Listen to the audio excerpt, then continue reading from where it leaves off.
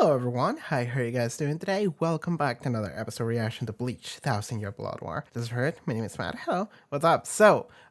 First of all, there's a new setup going on. I'm still fiddling with it, so I'm sorry if it doesn't look as good. What's up? So today we're watching another episode of Bleach. Last time on Bleach, what happened? I just straight up don't remember the name of the episode because it was so fucking long. Let me check it out. It was the Shooting Star Project Zero Mix. Yes. No fucking clue what that means. We got to see the Squad Zero, the Royal Guard, show up. A new cast of 5 characters who were set up to be super strong. And they showed up and they were like, hey, Ichigo, we're gonna take you to heaven so we can reforge your sword. Because Tensa Sangetsu was broken during the fight with... I don't even know the guy's name because it wasn't Yahabaka that destroyed it. It was like Yahabaka's right-hand man, this blonde guy that he just fucking destroyed Tensa Sangetsu just like that. And like I said last week how I think that that's just like a reason for them to give Ichigo like a new power up or not power up but like a new drip, really. Like I feel like Ichigo is just gonna get like, okay, this is just my new sword and he might look like a little different after whatever we're doing here. This is kind of like a training arc. It's not really a training arc, but functionally it's kind of like a training arc. That's how I feel about it. But yeah, like we'll see where that goes. The Seidei was saved by Aizen. For now, at least Yahabaha left. And also Ichigo is a Quincy now. So those are all things that we just have that on the table now. And we have to sit on that. Also, we got to see like little hints of Ginjo, Giriko, and Tsukishima being trained by Kukakushiba and Genju. And Genju has a mullet now. Also, Grimjo saved Urahara, Inoue, and Chad. And we just, again, those are all things that we just gonna have to sit on. Also, Byakuya died, but then he didn't, and now he's being healed by the delinquent-looking Royal Guard man. I forgot his name. They told me his name, I forgot his name. The delinquent-looking one. The one that looks like that he has a pompadour, but it's like too exaggerated to be a pompadour. That guy. Not only Byakuya, but also Rukia and Renji were taking into heaven. I just forgot the name of the Royal Palace, I suppose, yeah. They were taken into the Royal Palace in order to be healed of their wounds and Ichigo to get his sword reforged.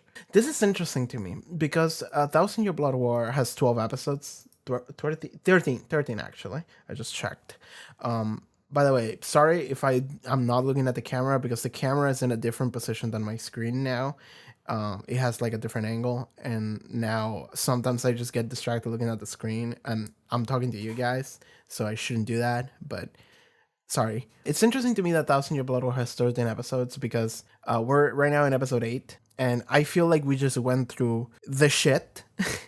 Like, I feel like we just had the shit happen in the past 7 episodes, and now we're kind of in downtime. So I'm wondering if we're gonna go into another high stakes situation for the finale for this 13 episodes core, or if we're going to just finish like Chainsaw Man, like, because so 1000 Year Blood War, this first 13 episodes aired at the same time as Chainsaw Man, and I had to choose between one or the other, and I chose Chainsaw Man because I was really excited to get into that for the first time. But like Chainsaw Man also had the same thing where episode 8 was fucking fire and episode 9 was the continuation of it, and then from then on it was like, okay, now we die down, now we go a little slower, and then at the end there was like a fight that was set up to be like the big finale fight, but it wasn't really a finale, it was just like a thing that happens. So the finale for Chainsaw Man episode 12 was a little bit on the more like mundane, not mundane, but just not as interesting as what happened before. And I feel like maybe that can happen with 1000 Year Blood War. And this is not me saying that this is bad, by the way. I understand that this is all being adapted from a manga, and when it is adapted to a specific set of episodes that they have to stand by, then sometimes that's just where it's gonna end. So I wonder how 1000 Year Blood War is gonna end with those 13 episodes, because it feels like we just went through like the worst. But I could also be mistaken because the name name of this next episode, if I remember correctly, is called The Drop, and that is intimidating to me. All right, so let's get ready to watch this episode because Thousand Year Blood War is crazy and I love it. Oh, by the way, I just watched a video like an hour, 2 hours ago. I just found this video on my phone called TV Animation Bleach Essential Overview Trailer, which was a video that came out like on December. So I was like, I feel more comfortable watching that because I was like, oh, this is not spoilers for Thousand Year Blood War. And what it was is that it was a 15 minutes video that just summarized the entirety of the original Bleach anime in 15 minutes. And you know, you can't really do that, but it was just like a 15 minutes compilation of like dialogue and scenes from the original show to some of the show's openings in the background playing, which was fucking awesome. I am disappointed that they chose After Dark opening 7 for the Wekamunda stuff because I fucking don't like that OP. I'm also disappointed they chose D Techno Life instead of Ichirin no Hana for the Soul Society stuff.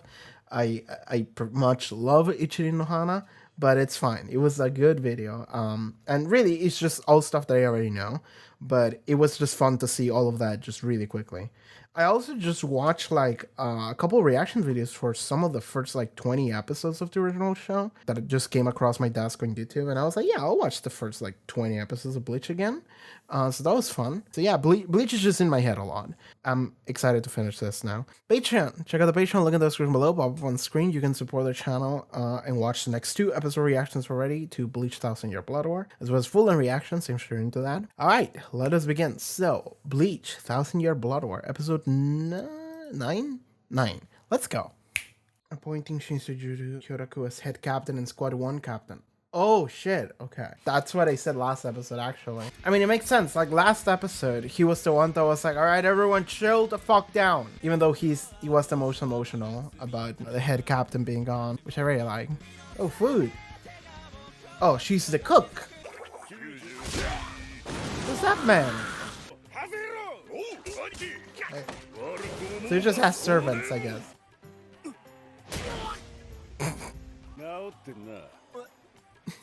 Is this guy a reference to Yosuke from JoJo? Renji, he's fine, or better. Punch him. Is he healed? He's clearly not fine, but you know what? Fuck it. I respect your guts, man. Alright. Alright. That was the healing castle. Oh. Oh.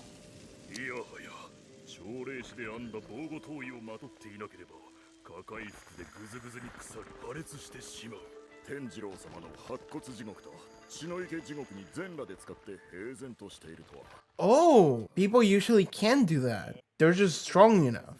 They can heal so good. Oh, broke his hand as well.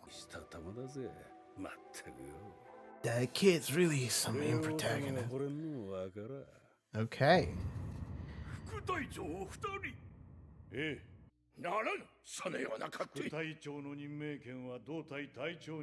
Didn't Squad 13 have 2 lieutenants also? Maybe they weren't lieutenants, but... Oh?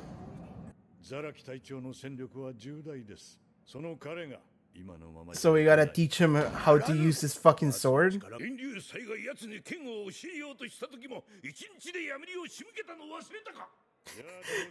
Stop teaching him Kendo after 1 day. Also, we do need a powerful guy, so like... we gotta tame the beast.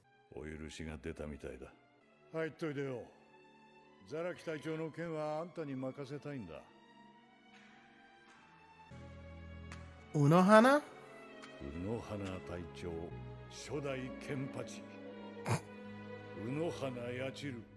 What the fuck?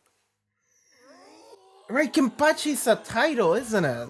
I think it was a title. Okay, we saw that in the flashback. I think that was her in the flashback, and she was kind of savage. Why is Gun here? Why is Gun a bomb and also Beefcake? What the fuck is happening? I'm stuck here thinking about Unohana and memes are happening.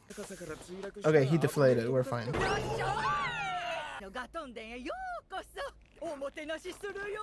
I like this lady. She's cool. Food. So we have a party healer, but then she's also kind of a support unit, I suppose. Dude, that hamburger is fucking massive. Why is Gun here? I'm still stuck on that. Thanks to Urahara. I believe it. I mean, but what does your food do? I'm guessing your food does something. Yep. Anime rumbling. Alright, let's eat up.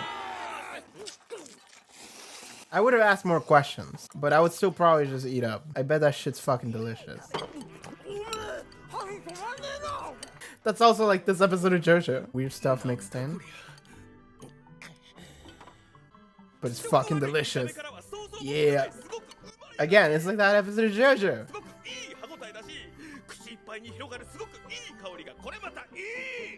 He sounds like Okuyas. Oh, we're gonna have a serious moment.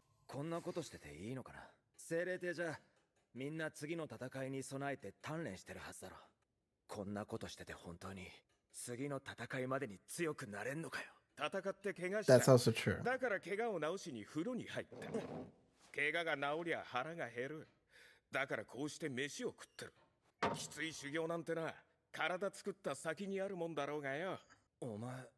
I mean, yeah.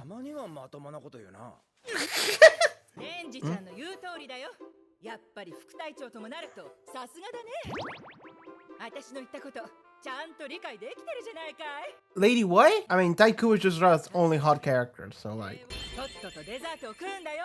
Do you skin your own fat to make that cake? Or whatever? Okay.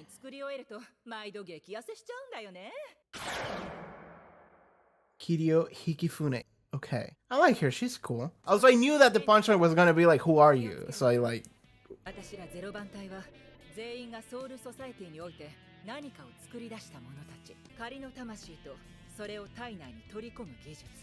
Oh.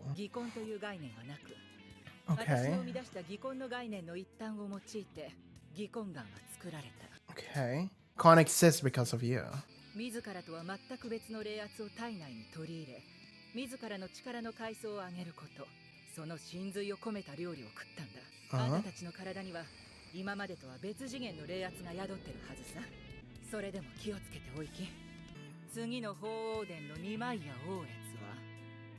Oh, it's...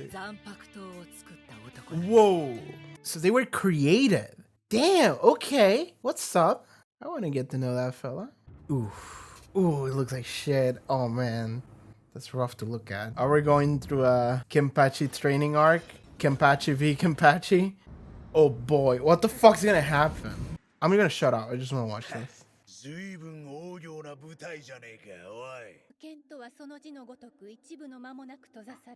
Why? Ooh.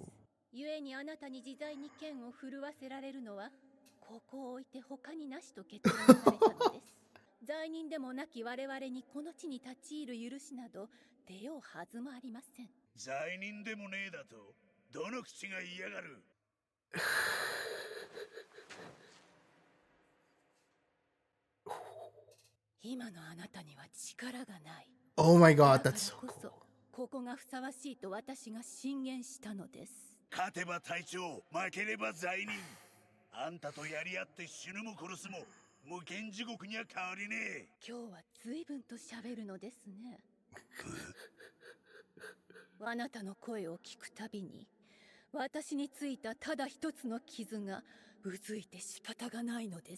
Ooh.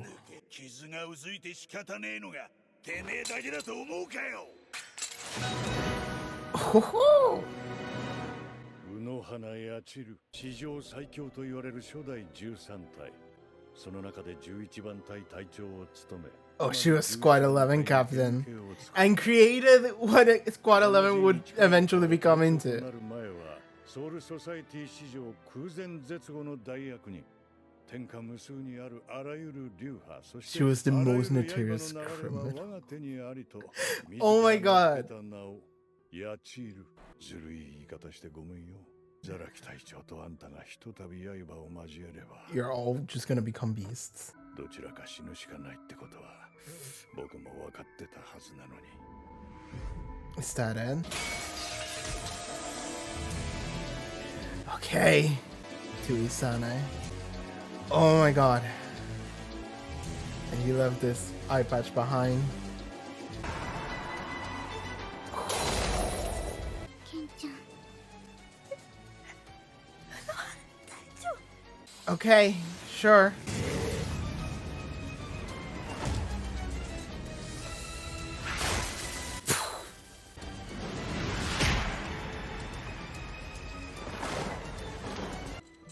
眼帯を最初から外してきたことは褒めて差し上げましょう。ですが眼帯を外せばあなたの底はそれまで。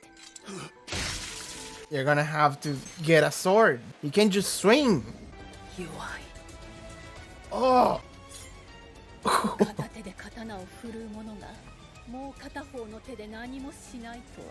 こんな小細工まで使って傷を負わせようとするとはな。変わったもんだぜ、随分と。俺が憧れたあんたとはな。戦いの最中に敵への憧れを口にするか。 Oh, this is a personal battle as well. I love it. Oh man.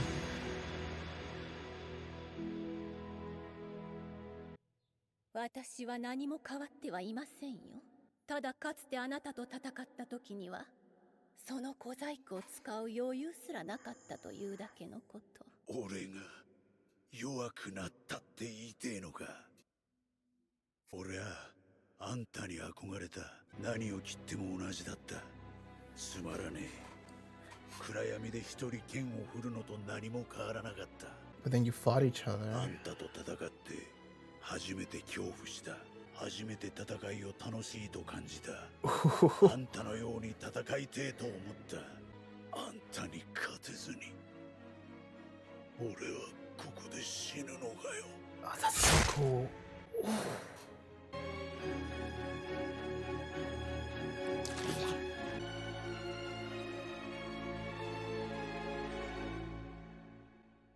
畜生。どうしました？一瞬意識が飛んでいたようでしたが。 今のは俺は確かに考える時間が欲しい。今はこの戦いのことだけよ。あなたは死なない。あなたは視線をくぐるたび That's 強く her なる。 ability. あなたが自らに課した過ち、そして私の罪。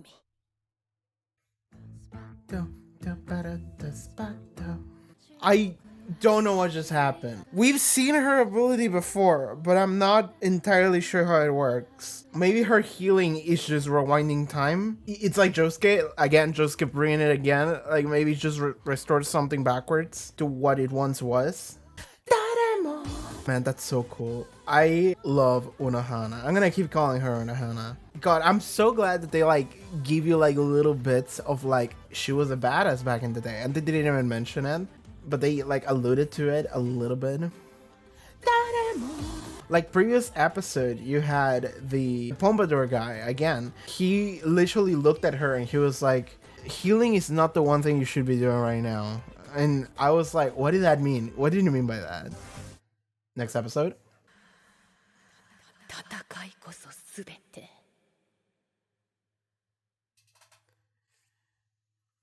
Okay, Bleach 10, The Battle. Like 400 episodes in, we have an episode called The Battle.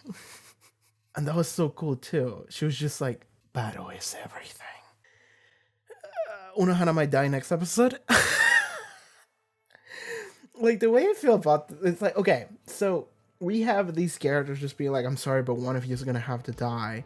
And I'm sitting here thinking like, yeah, I thought Byakuya was gonna die and then he didn't, so I don't know about that. Like, I'm not gonna trust anyone's fucking dead in the show until until the show is over, really. Like, I'm always expecting someone to just disappear and then come back for some reason, because after the last episode, I'm like, I don't fucking believe you anymore. In this very episode, KENPACHI, like, quote-unquote died, and then immediately he was fine. And I don't know why that was, but at this point, I'm like, okay, death is not something that I should be expecting. So when it finally does stick, I'm gonna be surprised by it. Okay, that was a great episode. I think Unohana is so fucking cool.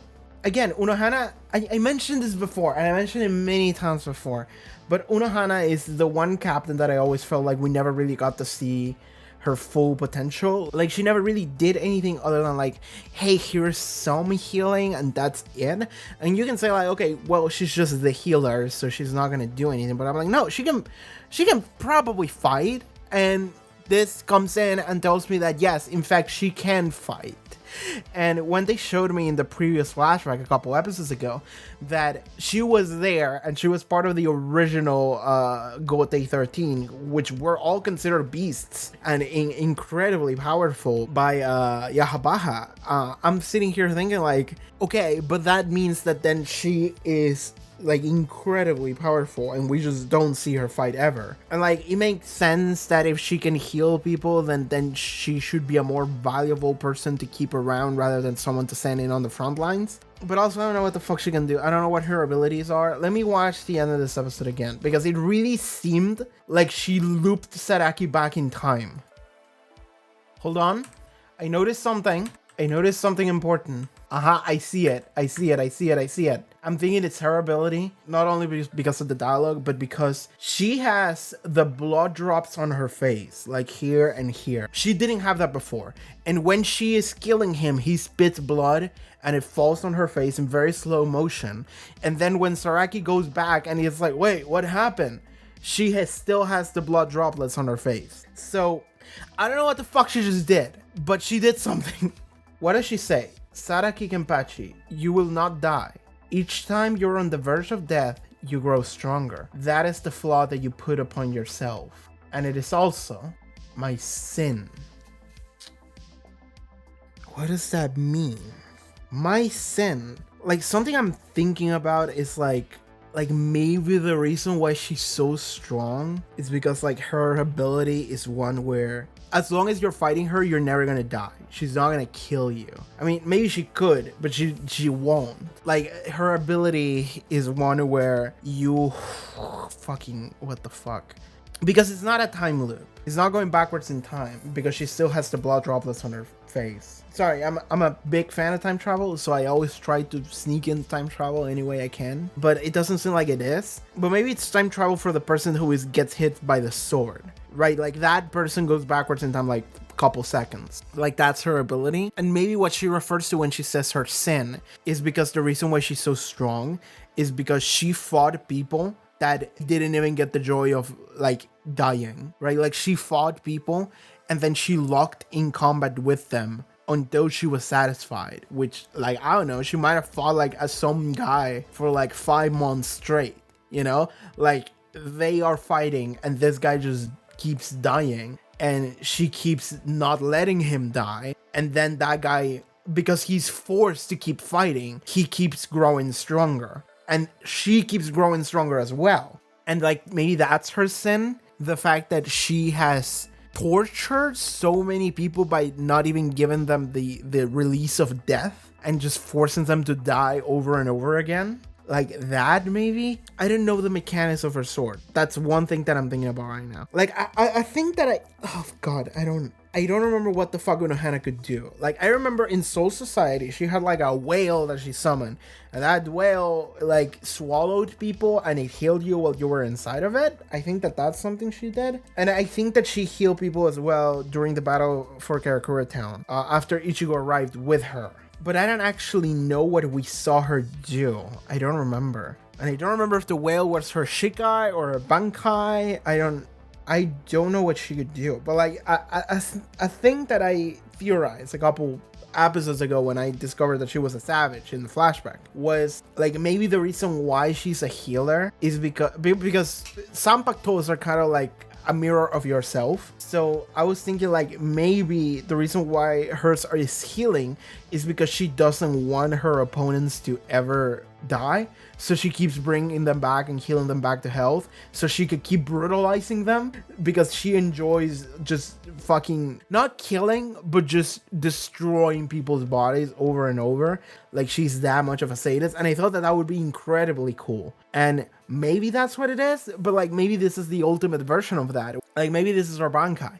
If her Shikai is healing, and it's like, oh, it's really powerful because it can just make people not die. And it's like, well, her Bankai is she lets people not die, but like in a time travel way. Like, it's not just healing, it's like a video game save point. Like, she slots you in a save state, and then you go back a couple seconds, and it's like, you're fine. The world changed because the droplets on her changed. Like, they fall on her face, and then they stay there. So at least changes to the world or to herself, those do happen. But what didn't happen was Saraki dying. So maybe that's her ability. And like, maybe that's the reasoning as to why her ability is that. She doesn't want her opponents to die because she just enjoys fighting them. Okay, the preview for next episode, she says, battle is everything. Is it Tatakai wa subete? Is that what she says? Is my Japanese good enough to come up with that? Tatakai koso subete. Okay.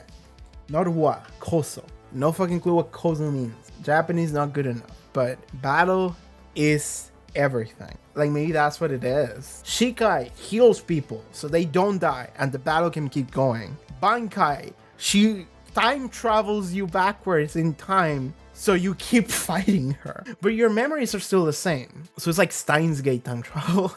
You know, like your body goes backwards, but I suppose not your brain. Like, I don't fucking know how it works. Or just immediate restoration, maybe. Like, immediate restoration. Maybe there's no like restoring backwards in time thing. Maybe it's just immediate restoration, because Saraki did black out for a second, so maybe she did kill him and immediately restore him back, and then she was, oh, what's happening? He was locking his sword in place against Unohana, so that looks like they just went backwards a little bit, or at least he did. God, that's so interesting. Unohana is so fucking cool. Like, now that she has her hair down, she's so cool. Because like, Unohana is the kind of character that I always felt like was mysterious enough that I was really intrigued by her. And she always had this aura of someone who just knows better. But honestly, the character that's just the proper like lady who speaks very quietly and very properly is not really my type of character very much, especially with that hair. It was so proper that I suppose the reveal that actually she's a fucking savage, she's the worst criminal in history, comes out of fucking nowhere, and you're sitting there like, what do you mean? But it's so cool that it happens and you see it, and you see it in the fashion, but now you see it here as well. Her hair just completely falls down, and now she looks like a Japanese ghost. That's what she looks like, which I really like. That was also the case for the one Stern Ritter F, the one that fought Byakuya. I really like that about his character design as well. But with Unohana, she looks so fucking creepy. There was that one shot where she was looking at Saraki from like a profile, and she had like this like really coy look at her pupils and like a slight smile. And it was so cool. She's so creepy. I love her so much. And now she has like her entire clothing is just like more loose, and you can see a little bit here on her chest, and she has like a giant scar. That's what the hair is always covering. That scar was given to her by Saraki, actually.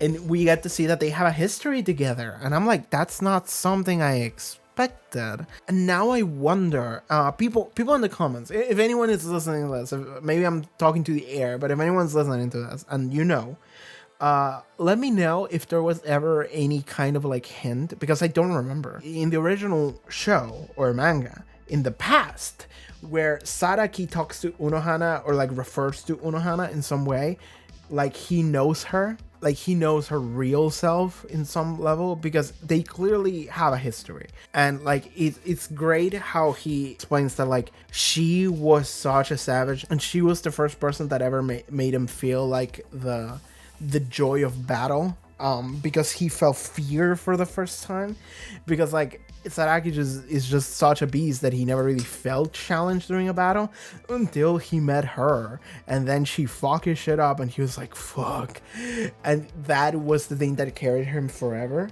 It's so cool. It's so cool to finally get this reveal. That's awesome. And it's great that she's the first Kenpachi as well, because Kenpachi is a title, I suppose. I don't remember if it's the title given to criminals or if it's the title given to killers or if it's the title given to the Squad 11 captain. I don't remember what Kenpachi meant. I remember it was a title. I just remember title for white. It might just be the killer title, you know, the worst criminal. I love that they just explicitly tell you like Unohana is the first Kenpachi. She's the worst killer in history. She kills so many fucking people. Also, she was the former Squad 11 captain, and also she's the one that established the basis for what Squad 11 is, which Squad 11 is the warrior squad. It's the squad where everyone's just a fucking asshole and they all fight each other and they're just fucking thugs, and it's just like that's the reputation of Squad 11. I remember it. And Unohana is the one that came up with that shit. She was the one who was like, no, strength is everything. Oh, that's cool. That's a cool reveal. So, okay, I'm really obsessed with this being cool, but like, I'm afraid of either of these characters dying by next episode, because here's the thing. I like both of these characters. I think I like Unohana more. I like this Unohana more than I ever like Kenpachi. Sorry, Saraki. I have to differentiate between them now. Like, I like this version of Unohana and the reveal a lot more than I like Saraki. But I do like Saraki, and I don't want him to die. I think there is a very high likelihood of Unohana dying. However, I have hopes because this is Bleach and because previous episode nobody died, and in fact like 5 characters came back to life. I'm sitting here thinking like maybe it's gonna be fine. Maybe Taitku was just exaggerating just to artificially inflate the odds. But maybe he's just telling us that one of them is gonna die. And if one of them is gonna die, I'm pretty sure it's gonna be Unohana, because Unohana strikes me as the type of character who's just like, hey, I don't have that much of a character on screen. You know, she's been on screen before, but she was never someone that we actively followed, and therefore is not someone that we are too emotionally connected as we are with Saraki, because Saraki is someone that we actually did root for at some points. You know, he fought against like Remy or whatever was his name in Wakamundo. He helped Ichigo. He's a character we've seen grow from all the way on the first fight that he was with Ichigo, and that was Ichigo's first big fight, really. And like, we've seen him change and how Ichigo changed him. So like, I feel like Saraki is kind of the main character in this fight, while Unohana is the one that we're supposed to root against. And I feel like if that's the case, then Saraki should win. And I feel like he might, like, he's gonna learn what his sword can do, because otherwise what the fuck is the point of this? Just Unohana just went and killed Saraki, and it's like there's not really much of a point here. Unless Saraki's ability is one where like I just had a thought for like the coolest and dumbest sword ability, Shikai or Bankai, and I really like it. I'm gonna say it. Saraki's sword ability raises the death of the people that he kills, and he can use their ghosts or whatever, and he kills Unohana, but then he can summon Unohana like a stand, like a JoJo stand. And Unohana is actually not against this idea, because Unohana is like, well, I locked my enemies in eternity battles against me, so I guess this is my punishment. And she's actually kind of cool with just being a battle ghost, because battle is everything that matters to her. That would be the coolest ability Saraki could get, and a way for Unohana to stick around as a battle ghost instead of just a normal person. But like, otherwise, I think this is a very shit plan, Kyoraku. I'm not gonna lie to you, Kyoraku, I don't know if this is the right plan to have, because okay, what he's thinking is Saraki should be stronger because we need stronger people to fight the Quincy threat. Yes, I agree. Should you be sending your 2 most powerful soldiers to kill each other Because like Unohana didn't really do much last assault during the siege. I feel like with this reveal, she should have been at the front lines a little bit more, maybe? I mean, she's also the healer, which is why she was priority, which is why she should stay behind and not die, which is also why she shouldn't die. I don't know about this plan, Kyoraku. Like, I understand where you're coming from. I understand that Saraki should get a Shikai or a Bankai or whatever. He should be taught how to fight other than I'm swinging, I'm mashing buttons. Like, no, he should be fought, right? Like, learn how to do special cancel. Like, what is a magic series? Do it use level 1, level 2, resource management? Like, Saraki should learn how to do something other than just mashing buttons. I understand that. I agree with that. Should you be sending the party healer, who might also be the strongest character, to die in order to get him to be better? I don't know about that. I don't know about that plan, Kyoraku. Listen, man, Kyoraku, you're a homie. I love you. I don't know about this plan, man. I don't know about it. Because, like, he explicitly says, like, I'm pretty sure one of them's gonna die. And I'm like, is that what you should be doing? Couldn't you send Saraki on like a real training with like, I don't know, fucking send him to fight Ichigo or whatever and like not kill each other like last time? And by the way, they don't explicitly say like he should learn a Shikai or a Bankai. They say like Senjutsu, I think. But like to me that sounds like they want him to learn how to get sword abilities. I'm pretty sure that just means like sword techniques. Swordmanship, art of the sword. Yeah, it's Sanpakto style fighting. I googled it and I read one line and I just stopped. I didn't want to read it anymore. But yes, it is art of sword fighting. And because it's Sanjutsu, I'm like, okay, Sanpakto. Okay, how to use a Sanpakto. Yes. Because Saraki just fucking swing. Just grabs the fucking knife and just...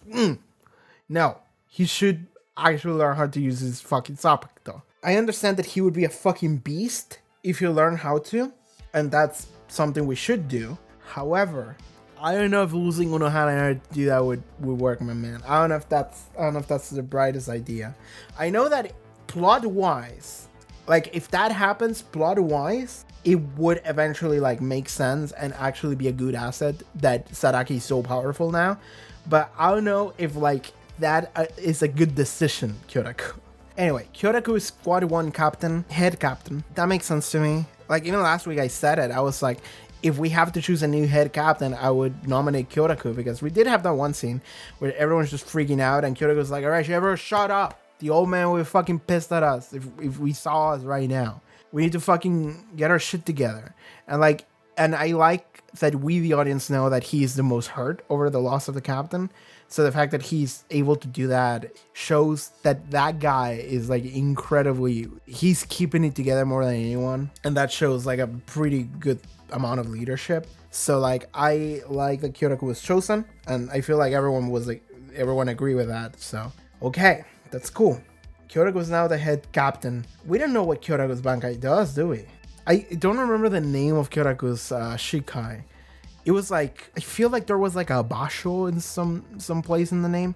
It was like princess something. I don't know. Like, I remember the names of the attacks, which is Kage Oni and Taka Oni. And I don't remember if there was another Oni. Taka Oni was whoever's higher always wins. And Kage Oni is watch the shadows. Like, I love that he has like mini games that he's playing when he fights. That's really cool. Like, that's where like JoJo stands, you know? Like, he has a specific like abilities that are the rules of the game and you're forced to play it. And it's like, oh, that's really cool. Like, on some way it sounds like Takaoni specifically sounds kind of like reality manipulation, you know? Like, higher ground always wins. And it's like, but like, no, it always wins. Shut up. I don't know what his Bankai does. He might be like incredibly powerful, and it would be cool to like, it would be cool to see it. It would be cool that he's the head captain now. So it's like, oh fuck, head captain Kyoraku is coming in, and that'd be great. Let's talk about Ichigo. Ichigo and Renji, they healed up, and apparently being in the pool, in the onsen, not everyone can take it. In fact, most people can't take it. Their bodies are just get injured by the healing juice, which is funny. It's actually funny. But Ichigo and Renji, especially Ichigo, did not give a fuck. They were completely fine in the onsen. I mean, Renji maybe wasn't, because Renji looked like he was like trembling and shit. He was like, I can take it. But like Ichigo he was completely fine. and fucking, I forgot his name. I mean, I can check last episode. Tenjiro Kirinji. I thought it was like Tenjiro, but then it was like, I think that's the name of the guy from Demon Slayer, but no, it's Tenjiro. So like, it doesn't do anything to him, but also it doesn't do anything to Ichigo. And maybe did a little bit to Renji, but he was like, I'm surprised that they took it, because even his like, his servants, their bodies were fucked up, and it's like, damn, I can't believe that they were able to take it that well, especially that Ichigo guy. It's like, oh, okay, that's fun. But like, the thing about Ichigo is that at this point we know that Ichigo is a Shinigami, a Quincy, a Fullbringer, and a Holo. So like, I believe it.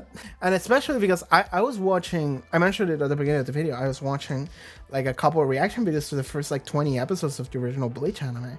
And it's crazy how in those first like 20 episodes, there's a lot of shit that happens where it's like, Ichigo is doing so much that nobody should be able to do. It takes like captain level people to deal with Menos Grandes, and Ichigo is able to like fight it back, like not kill it, but like push it back so it leaves. And like after that, Ichigo's like fucking bursting with energy or some shit, and he's like dying, and then Uryu has to like shoot the energy away in order to save him, and it's really cool. But like, that is something that like I kind of forgot about, and it's like, yeah, from the very beginning, Ichigo was just doing shit where it's like nobody should be able to do that shit, and it's like, why? And it's like, well, now we know that he's like the perfect eugenics child. Like, he's a Shinigami, a Quincy, also a Holo, thanks Urahara, and also a Fullbringer, thanks Ginjo. Okay, he is everything, and like now it makes sense why he's able to do all the shit that he never should be able to do. So yeah, it's not a surprise that he didn't feel the onsen. He just healed from it, and that was completely fine. And I like that how he says like, now you understand why the Soul King has takes such a liking to you. And I'm sitting here like, you ever are like God's favorite child? Because that's Ichigo Kurosaki. Ichigo Kurosaki has God look at him and be like, that kid's alright. Like, I like that one. That one's great. It's like, oh my god. That's really funny to me. The fact that in canonical Bleach universe, Ichigo is like God's favorite. It's like, you know what? Alright. Like, sometimes it feels like that when you're watching shonen, like the main character is like the favorite. But like in this case, literally God is looking at him and being like, I like that one. That one's cool. Oh my god, that's funny to me. Anyway, he went to the next castle where the big purple hair lady, who then became not so big. I mean, she was big, but in other areas other than the general area. But like, I like her. I like her, she's cool, and it makes sense. This is Tite Kubo after all. He's drawing hot ladies with big boobs because that's what he does. It's fine though, because literally every character Tite Kubo draws is like a hot character. It's just different versions of hot characters. All the males and females in Bleach are just hot, so like it works, you know what, that's fine. I'm not against that. I support that, but it's really funny that it's like, oh, here's the giant fat lady and she's the cook. And then it's like, no, actually, she's now super skinny and hot and big boobs, but the boobs stay big. And it's like, okay, sure. Thanks, Tide. Like, thanks, Kubo. Great. It's kind of funny. And I knew that the punchline was going to be like, who are you? And it's like, okay, I can see that one coming. But like, in my head, I was thinking like, do you like expel the fat from your body or put it into the cake or something? But then it's like, no.